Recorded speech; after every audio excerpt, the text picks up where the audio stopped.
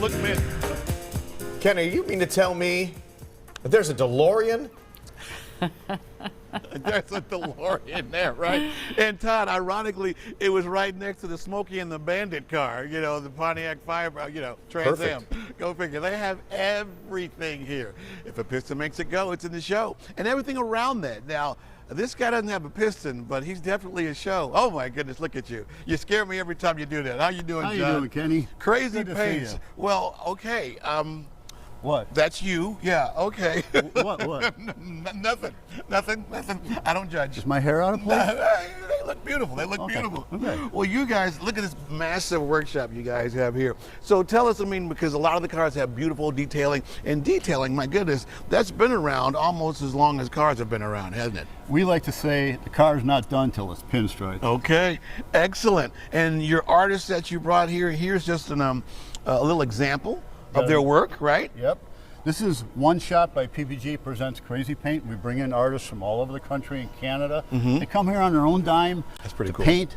We create a bunch of art. Usually we sell over 500 pieces of art, and all the money goes to kids' charities here in Cleveland. Wow, that is last year. The last time you guys were here, you raised close over $45,000. $45,000. And then in both our shows, we raised a total of over $110,000. All went to kids. And so the artists will be here. And so what will people be able to see when they come experience your booth here? Well, we've lined up most of the artists around the perimeter of the booth so they can walk right up to the table and see them while they're working. And then we do have a custom table. If somebody wants to bring something here, get it painted, a laptop, something like that, we could usually do that too. And every single artist has his or her own touch, don't they? No two pieces look the same. No. And many of them have many styles that they work with. It's not just one thing.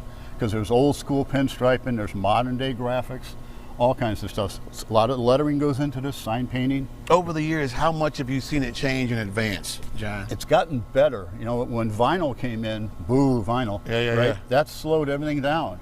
But people are appreciating jobs that are done by hand, and they look period, and they look correct. Wow, and beautiful. And then literally the world is your canvas. Anything and everything that you can pinstripe, they'll do it. If it sits still long enough and it's smooth enough, we'll tag it. You can pinstripe it. And your favorites, I mean, I know you do a lot of stuff with the charities, but when you see the reaction with the artists and the crowd, what does that do for you? How does that make you feel? I like to stand back and watch, and everyone's having a good time, and it's on both sides of our fences. They're here to show people how to do things because by its nature, pinstriping, sign painting is very solitary. And now they can see them, and they can see them doing it, and they can ask questions.